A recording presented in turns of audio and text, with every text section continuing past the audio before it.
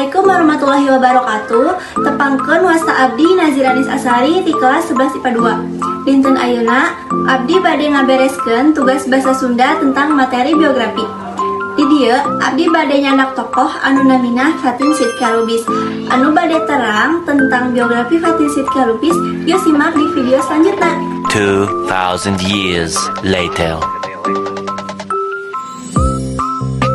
Fatin Sidqia Lubis atau Fatin nyaeta seorang penyanyi atau artis anu merupakan juara atau jebolan di ajang pencarian bakat X Factor Indonesia di tahun 2012. Fatin Sidqia Lubis lahir di Jakarta tanggal 30 Juli 1886.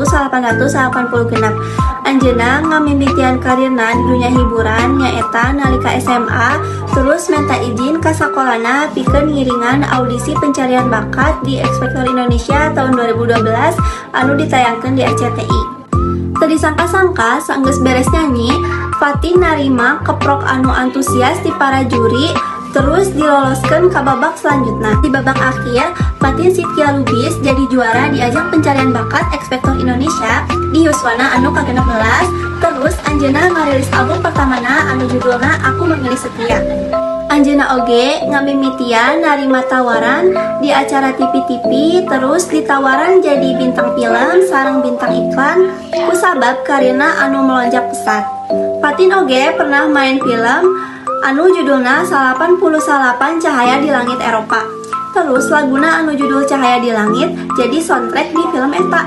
Terus anjeunna oge menang penghargaan sebagai pendatang baru terbaik di ajang bergengsi penghargaan Anugerah Musik Indonesia di tahun 2014. Salian sukses di dunia hiburan, Fatin oge ngalanjutkeun pendidikanna di Institut Komunikasi dan Bisnis atau LSPR, terus resmi jadi sarjana di tahun 2002 hiji.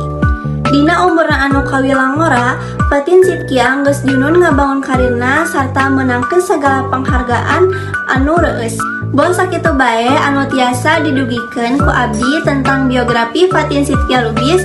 Mudah-mudahan bisa ngamotivasi urang sadayana. Wassalamualaikum warahmatullahi wabarakatuh. Hatur nuhun.